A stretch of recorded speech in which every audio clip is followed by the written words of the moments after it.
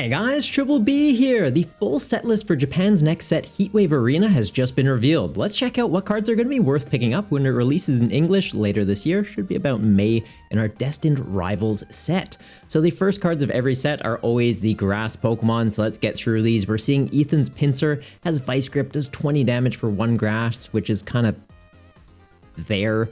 The second attack on here though, 1 point return, does 70 base damage. Then if any of your Ethan's Pokemon were knocked out by damage from an attack on your opponent's turn, you're doing 100 more. So it gets up to 170. It is a revenge KO attack.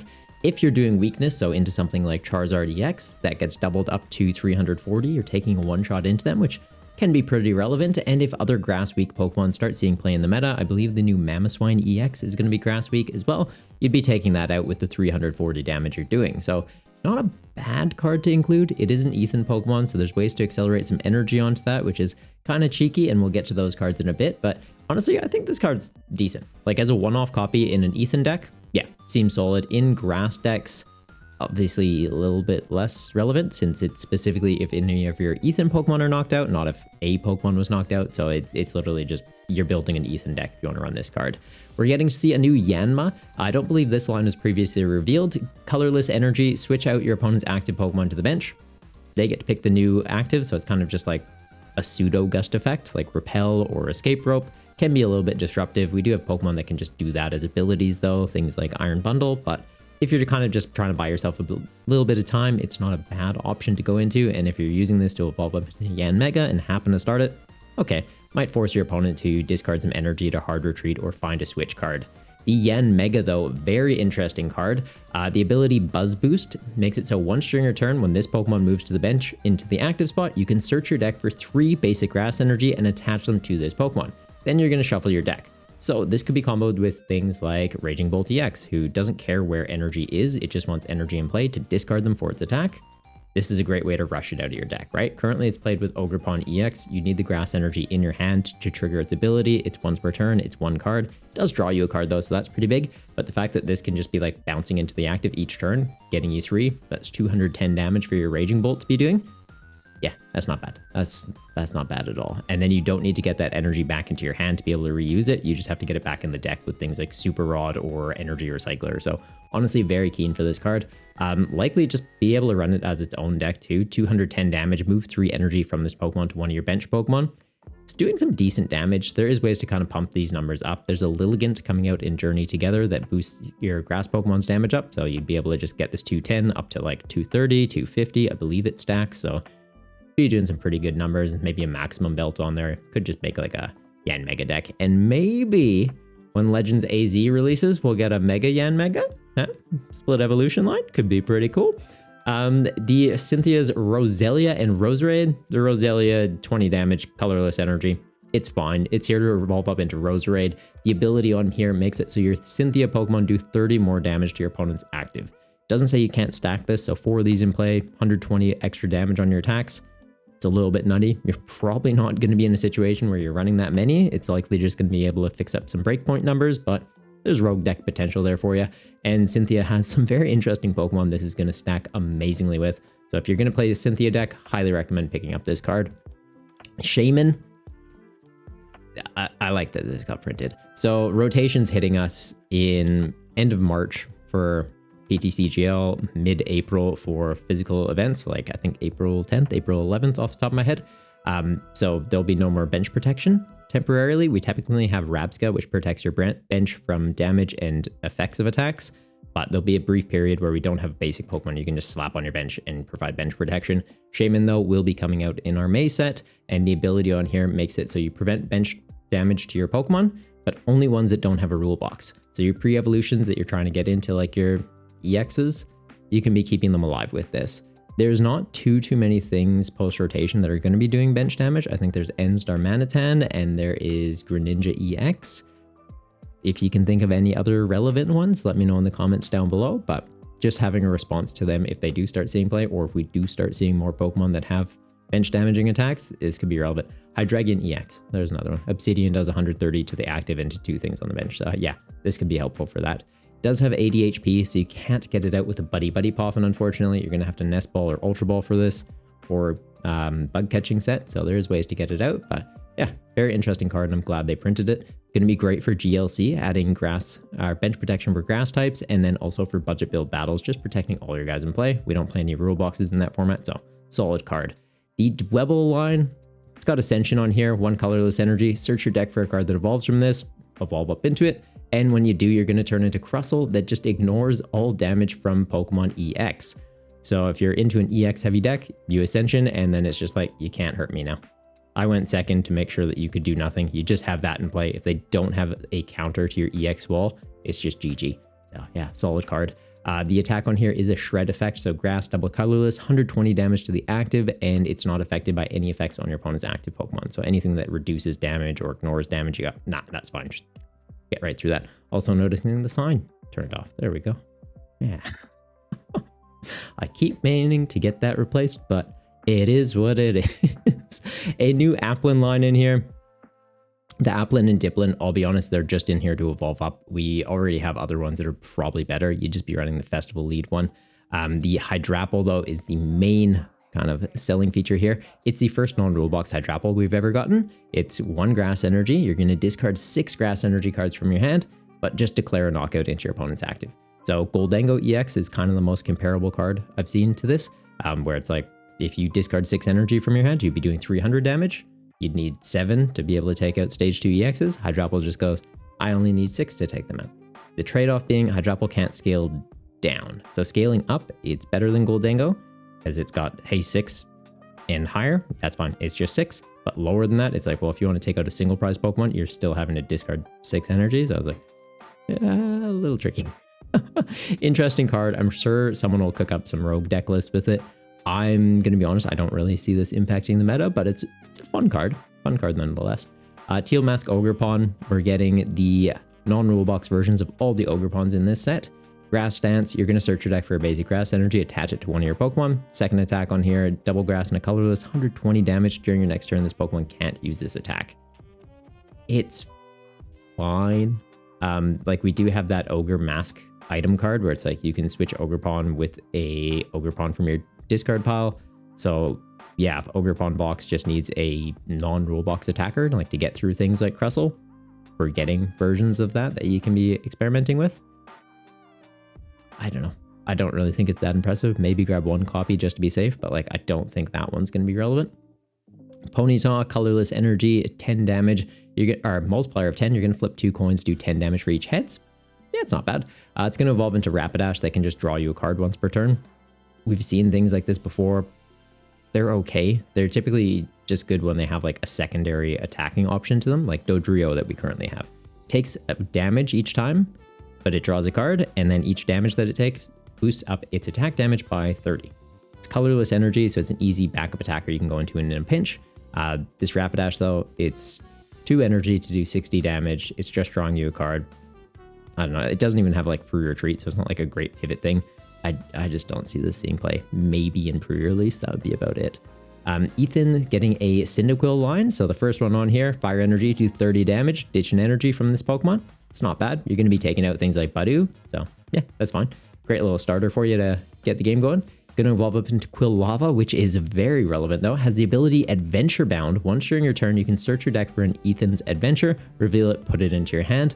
It's a supporter card we'll get into a little bit later in this video, but honestly, it's solid. It's just solid Pokemon search and energy search. So yeah, great card to just be able to immediately target out with a Pokemon's ability, especially turn after turn. And it's going to pair amazingly with the attack on Ethan's Typhlosion, Buddy Blast. It does 40 base damage, then 60 more damage for each of your Ethan's adventures in the discard pile. So Quilava is just getting those from your deck. That card is going to help you get your Pokemon and your energy to get established, and then Typhlosion is going to go, cool, they're all in the bin, and then we go bonk. Yeah. So we've seen effects like this with Serena and her Delphox. I think it's scaled up by 60 for each Serena in the discard pile. This, it's on a stage 2, also scaling by 60. Maybe Serena went up by 50, actually. This going by 60, so all 4 of them, that gets you, what, 240 plus the base 40 gets you to 280. You're one-shotting stage 1 EXs. I'd say V-Star Pokemon, but they're going to be rotated by the time this releases. And then like a maximum belt for an extra 50, you get up to 330. There's potential here. I feel like it's mostly going to be seeing play for the Quilava. I'll be completely honest, just to be able to target out your Ethan and then use Ethan to set up your board. But having the Typhlosion, even as just a one-off for like a secondary attacker or a single prize attacking option could be good. But the Mag Cargo is kind of your single prize attacking option you're going to be using in Ethan decks. So its ability is this Pokemon, if this Pokemon has no energy attached to it, it has no retreat cost. So there's not really any risk of your opponent like gusting this into the active and stalling you unless you've attached energy to it already. But if you have attached energy to it, ideally it's 3 and you're able to attack, or you're just paying the hard retreat at that point. The attack on here though, 3 fire energy, lava burst, 70 damage as a multiplier. You're going to discard up to 5 energy from this Pokemon, and it does 70 damage for each card you discard this way. So you ditch 5, you do 350, then you have free retreat if you want to go into something else. So you're kind of fine. Getting energy onto this, 5 energy, does sound kind of big, right? We don't have Welder in the format. Magma Basin's going to be rotating, but this is going to be releasing alongside Ethan's Ho-Oh EX with the ability Golden Flame. Once during your turn, you can attach up to 2 basic fire energy from your hand to one of your benched Ethan's Pokemon. So the Mag Cargo having free retreat, ideally you just have 2 of these in play and they're kind of pivoting into each other, right? They ditch all the energy, they've got free retreat. You power up the one on the bench, free retreat one goes into the one that now has the energy, and then you're just kind of flipping them back and forth with a bunch of Ho-Ohs on the board.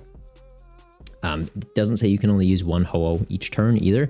So 2 Mag Cargos in play, 3 Ho-Ohs on the board. You've still got 1 bench space floating to be setting up another Mag Cargo, or have like a utility Pokemon on the board or draw support Pokemon, and you're able to rush out.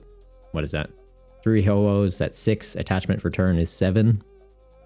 That's a lot of energy you can get out each turn. You're capped at 5 on that Mag Cargo anyway, so it's like you're fine. Well, not capped at 5. You can put extra energy on it, but like you're realistically only putting 5 ever, so that you can ditch it all and have their free retreat and go into another one. So yeah, very keen for this, to be honest. The attack on the Ho-Oh though, not too bad either. You do 160 base damage. You heal 50 Pokemon from each of your Pokemon, so into spread decks this could be helpful. Or things like if Frostlass starts seeing a lot of play, all your guys have abilities that are going to be in play. Frostlass will just start chipping down your whole board, and then it's just like, no, I'll just go into Ho-Oh and keep slapping repeatedly to remove that damage from play. Yeah, very interesting card and keen to get my hands on it. Big fan of the Johto Pokemon, as you might be able to tell. So when they get some love in the game, I'm always very happy. Earth Flame Mask Ogerpon. So this is the fire type Ogerpon. There's going to be a water one and the fighting one as well. Flame Dance, similar to the grass one. You're going to search your deck for a basic fire energy though instead of a grass. And the attack on second attack doing 80 base damage. Your opponent's active Pokemon is now burned, so effectively you're doing 100 damage between turns. And if they don't retreat or evolve through it, comes back to you. They take another 20, getting up to 120. Misty's Psyduck, it's got the ability Slapstick Jump. Once during your turn, if this Pokemon's on your bench, you can discard. If you do, discard all cards attached to this and put it on top of your deck, which is kind of relevant. It's going to pair with a Gyarados we'll get to in a moment, just being able to stack a Misty Pokemon on top of your deck. The next Misty Pokemon we've got though is Staryu. Bubble Beam, 20 base damage, flip a coin. If it's heads, your opponent's active is now paralyzed. So it can be a great way to buy yourself a little bit of time if your opponent doesn't have a lot of switching cards or can evolve through the status condition. Great for pre-release formats as well, where those are a little bit more limited. Like there's typically not switch cards in pre-release decks, so I like it. For standard, it can come up if the next evolution's relevant, and honestly I want the Starmie to be good. Maybe I'm missing something, but the attack on here, Sudden Flash, does 60 base damage. Then if you just evolved up from a Staryu into the Starmie, 80 more. So it gets up to 140 as just like a rush-in effect. You'd have to be able to scoop it and loop it for this to be relevant. Scoop Up Net's not in rotation. Using Professor Turo on this, I don't think is doing enough damage to justify it, but it is like a decent secondary attacker to go into. Doing 140, you're just shy of taking out things like Crustle. So like if it's to get through a EX wall, you're not quite even doing that. You'd be able to get through like a Mimikyu. So maybe if Misty gets some relevant EX cards, that's like her EX shredder. But yeah, I think it's just in here to say Misty, and because in the game she's always had a Starmie. But Misty's Magikarp, it's got the ability Incredible Dive. As long as this is on your bench, prevent all damage and effects of attacks done to this Pokemon. So it's got 30 HP, which means Dragapult would see this and be like, I'm going to eat that fish. But luckily this ability said, nah, that's okay, right? Like if you had 2 of these on your board, they go 30 there, and then you just go, nah, doesn't do anything. So that's good.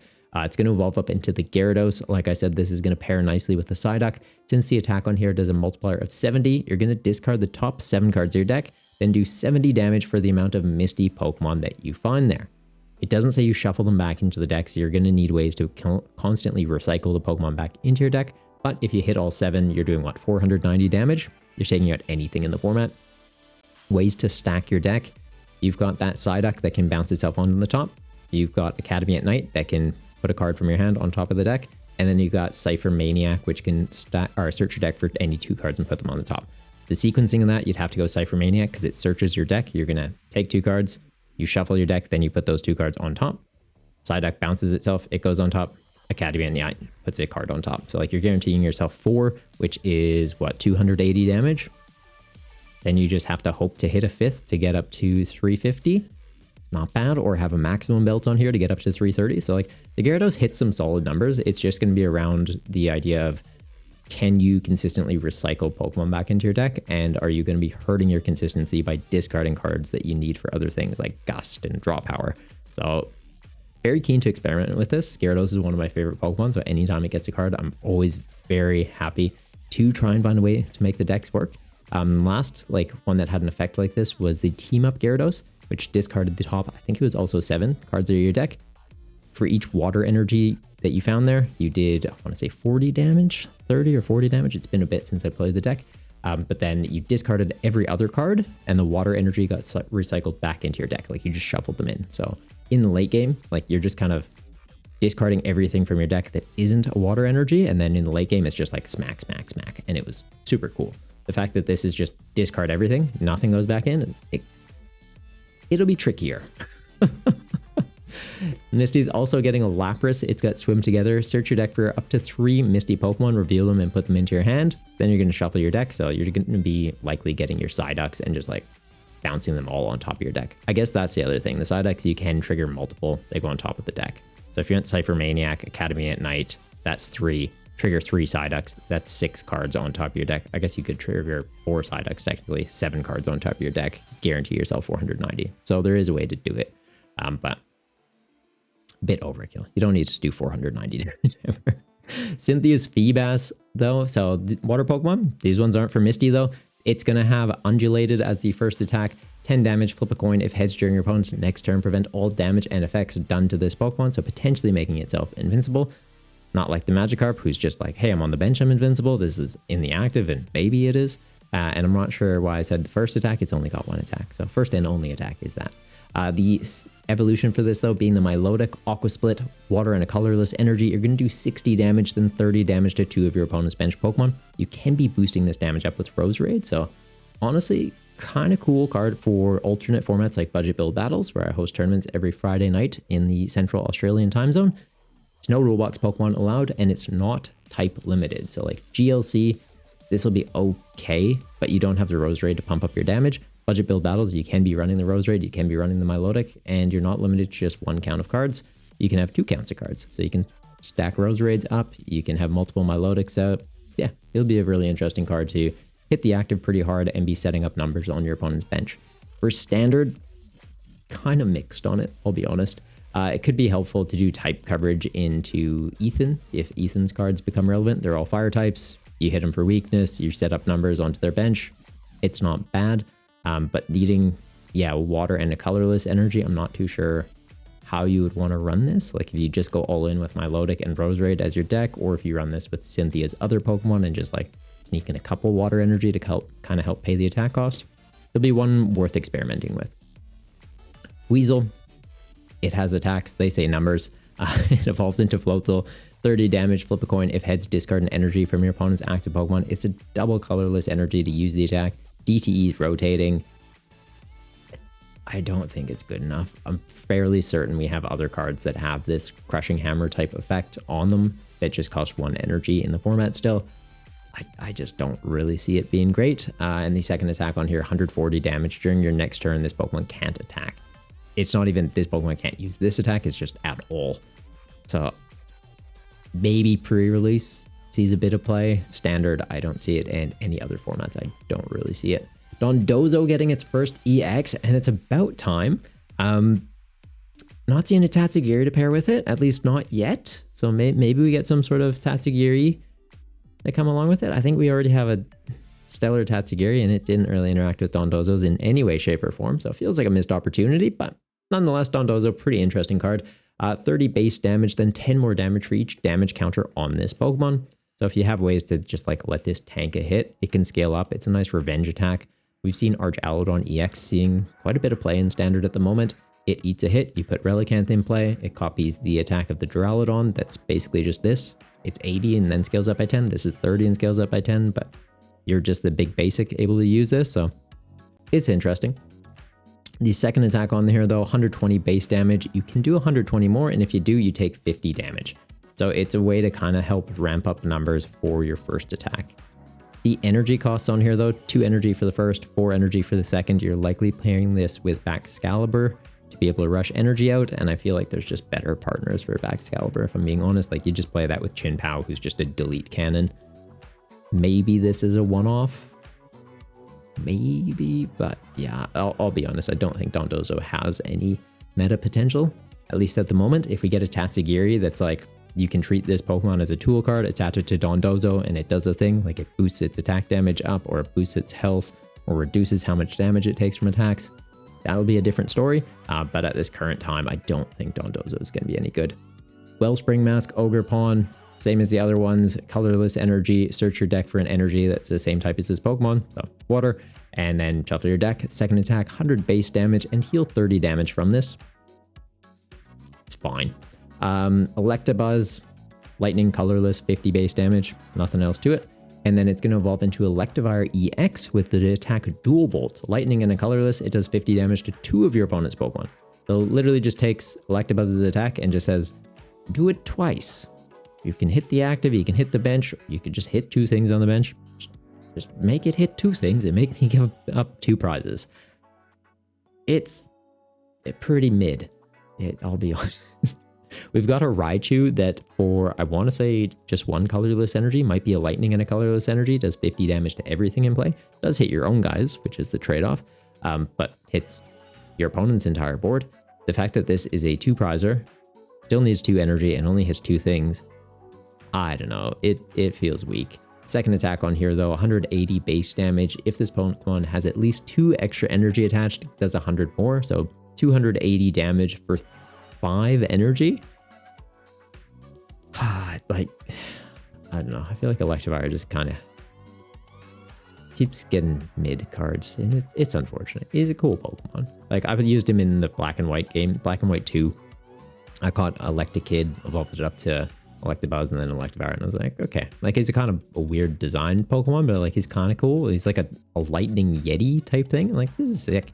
But yeah, unfortunately in the TCG, it just feels like they're like, oh, he's just a bit shy of being good.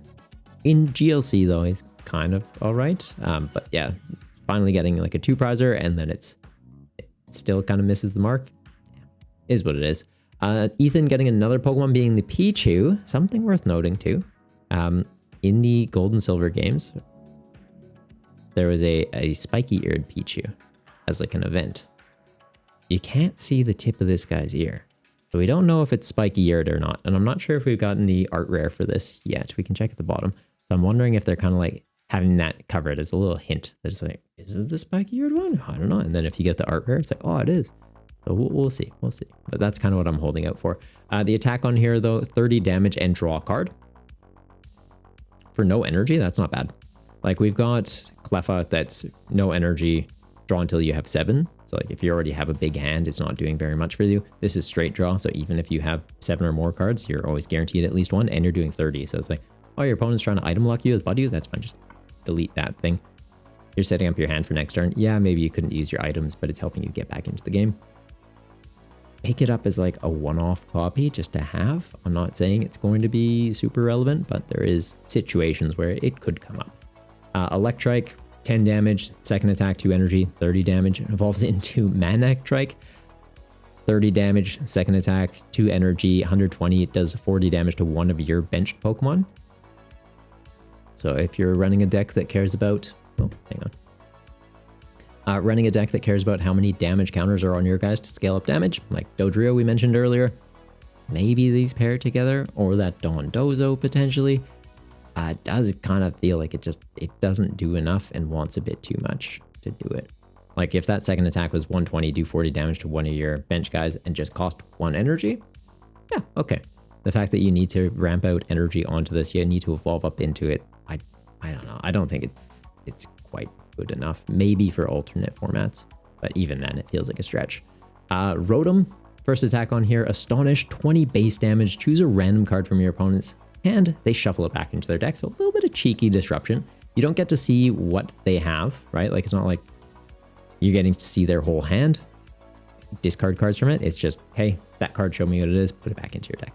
Because the other Rotom we have, I think it's like they reveal their hand, you discard any item cards you find there, and that's a bit cheeky. It doesn't do any damage, so this is kind of like, hey, you're putting some pressure onto them, you're doing a little bit of chip damage, maybe you're disrupting them, but I feel like there's just better disruptive Pokemon to use, because this would be like beginning of the game you're using it.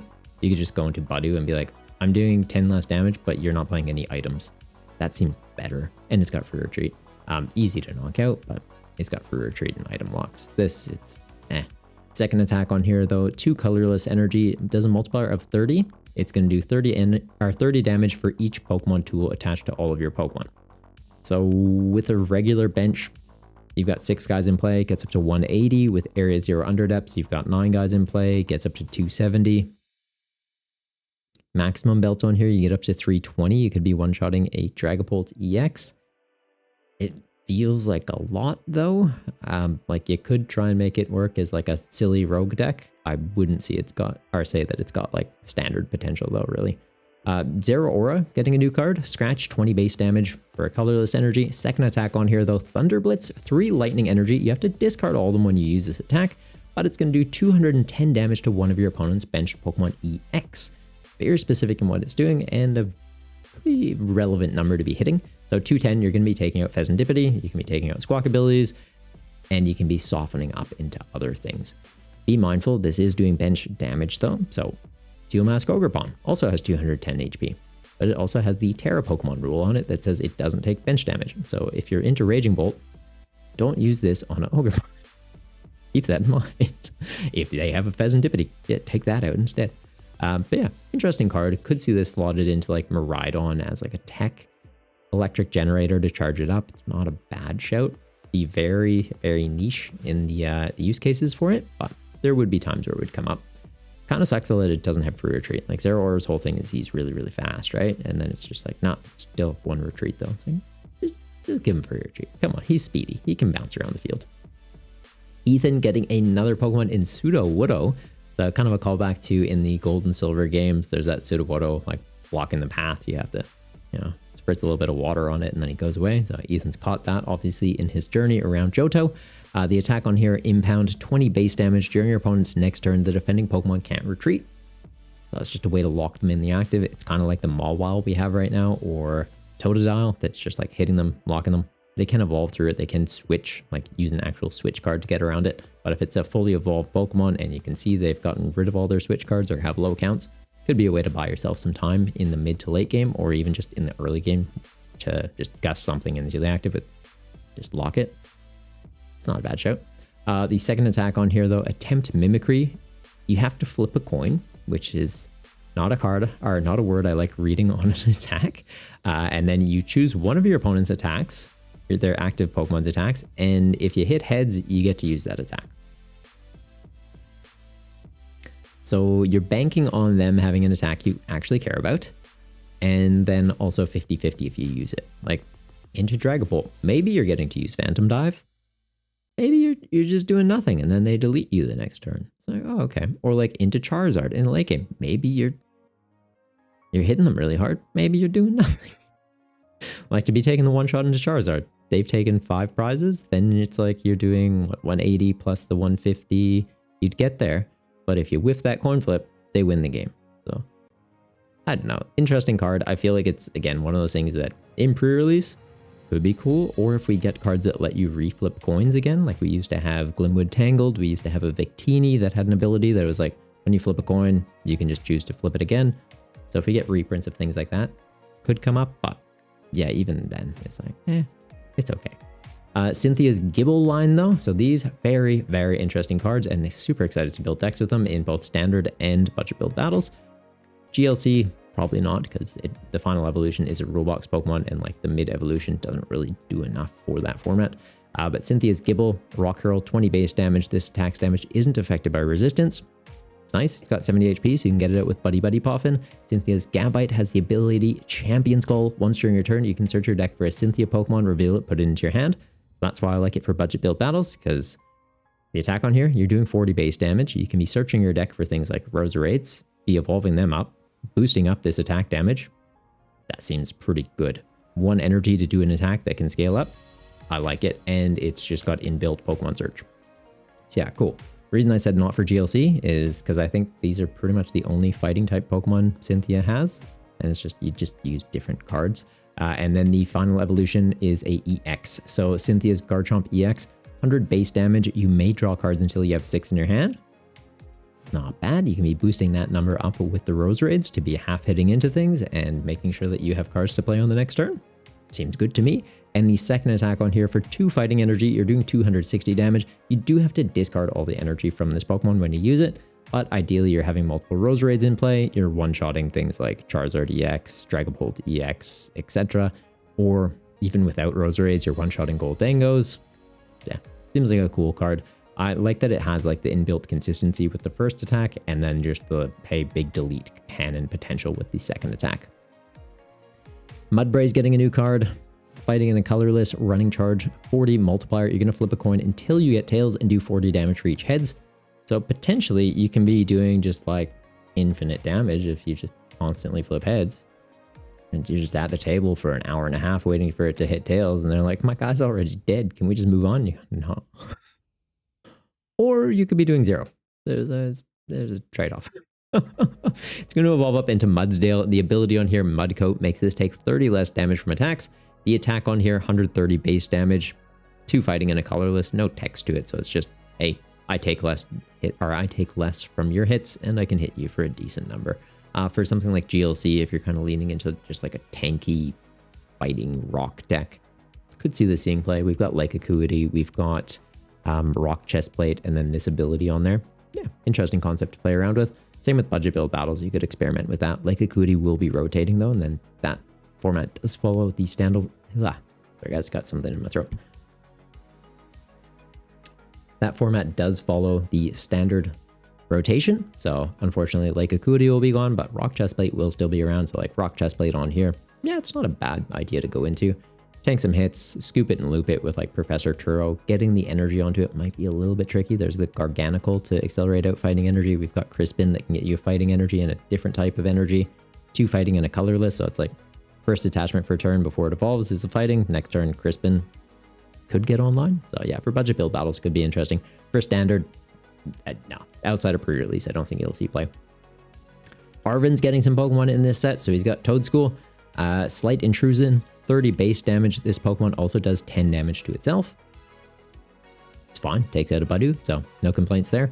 Arven's Toadscruel, on the other hand, is going to switch out your opponent's bench Pokemon to the active spot. Doesn't do any damage to it. It's alright. You're getting to pick the target though, so it's like a bit of a stall control deck. I could see this seeing play. And then the second attack on here, 3 colorless energy, 120 base damage. It does do 30 damage to itself. Cornerstone Mask Ogerpon. I think this is the 4th one, right? We got the Teal Mask, we got the Wellspring, we got the Hearthflame, Cornerstone. That's it. Yeah, there's no other masks. Good. So same thing, colorless energy, search your deck for a fighting energy, second attack, 100 base damage, discard the top card of your opponent's deck. So a little bit of cheeky mill, a little bit of damage. It's fine, it's a card. Cynthia's Spiritomb does a multiplier of 10 for each damage counter on all of your benched Cynthia's Pokemon.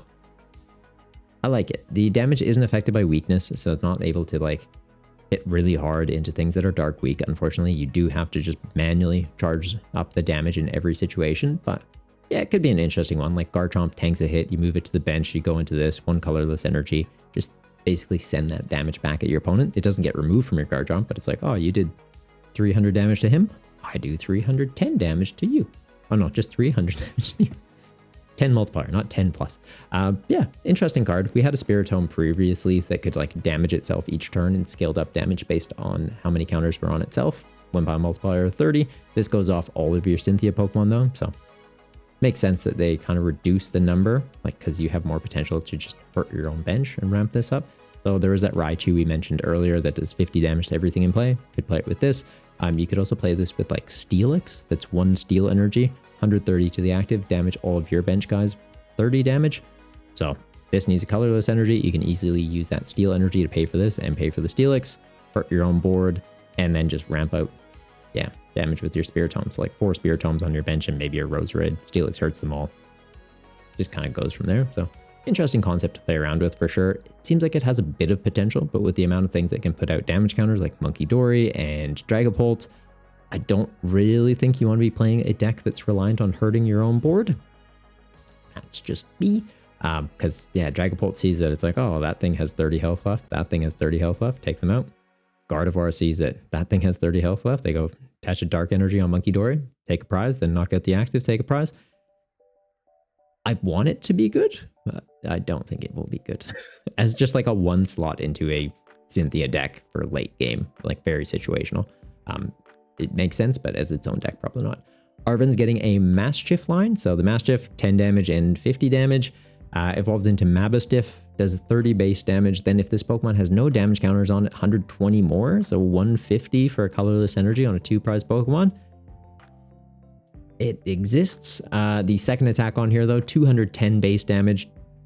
During your next turn, this Pokemon can't use Boss Headbutt. It's expensive. I don't think Arven has a way to accelerate energy out. I don't think Arven has a way to pump up damage. So like, it just doesn't feel strong enough. Like 210, you're knocking out most basic EXs. Like your Phesandipities, your Squawkabillies, your Ogrepons. You're not taking out Raging Bolts.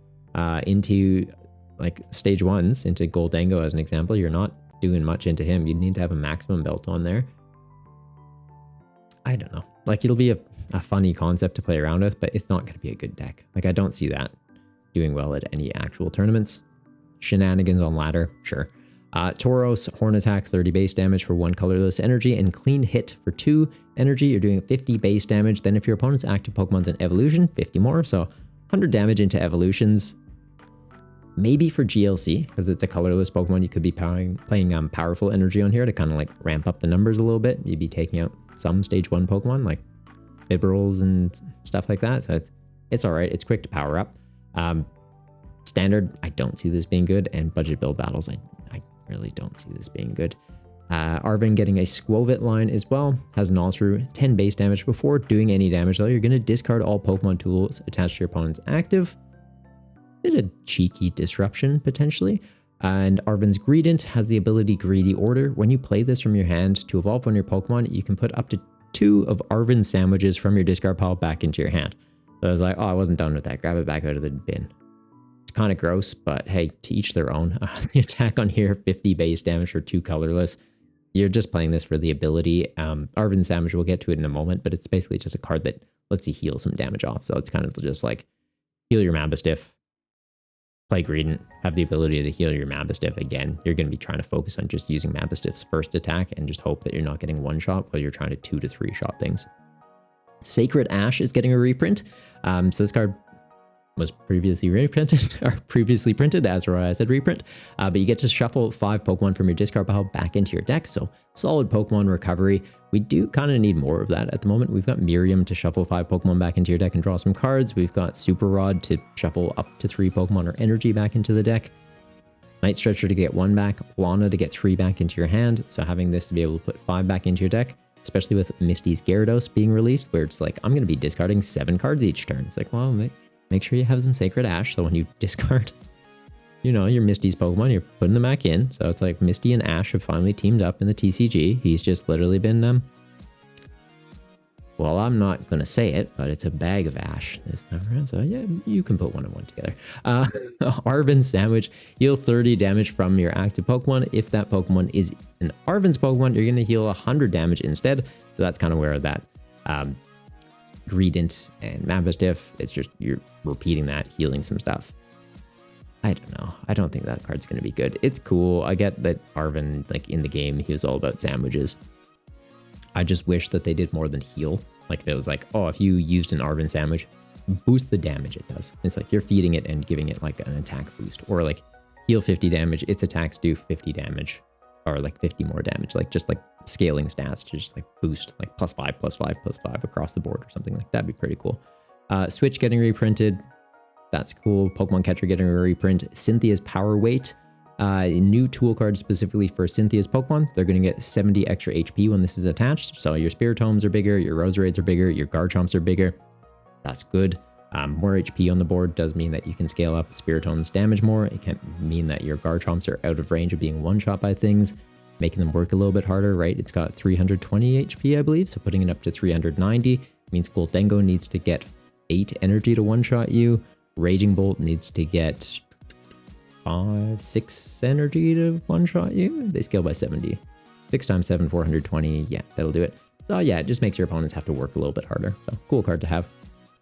MC's Hype Up, draw 2 cards. If your opponent has 3 or fewer prize cards remaining, draw 2 more. But just a straight draw card. We've got a couple of those in the format at the moment. They don't see a lot of play, but it's always good to have just like secondary draw options. So like things like Morty's Conviction we currently have. Discard 1 card from your hand, draw as many cards as your opponent has Pokemon on their bench. This is just like straight draw into 4. There is decks that want to just be straight drawing stuff and not dependent on potentially like disrupting you and your opponent, right? Like in the late game, if you Iono and you don't have a way to refill your hand after it, you're hurting yourself and the opponent. This is at least like, hey, in the late game, I just want to be able to straight draw. My opponent's probably used most of their resources. I'm not too stressed about disrupting them. I just want more cards. As a one-off in your deck, maybe. I don't see anything wanting to run this as like a 4 of line outside of Tinkaton EX, but like, I don't know. That's also just kind of like a meme deck. So if you really like Tinkaton EX, maybe pick this up. Everyone else, if you happen to pull one, it's not a bad card to hang on to. Judge getting a reprint, so it will be around for another year of rotation, which is always good, and new artwork on it. Kind of mixed on that one, but I'm sure there's people that like it. And then Ethan's Adventure, we talked about this earlier with the Quilava, so this is the card that's going to search out from your deck. Search your deck for any, or up to 3 in any combination of Ethan's Pokemon and basic fire energy, reveal them and then put them into your hand. That seems good. So that gets you into your Magcargos, that gets you into your Ho-Ohs, your Typhlosions if you need them. More Quilavas to then get you into more of these and then Ultra Ball them into the discard for Typhlosion to scale up damage. It's really cool. And the fact that it has the flexibility between Pokemon and Fire Energy.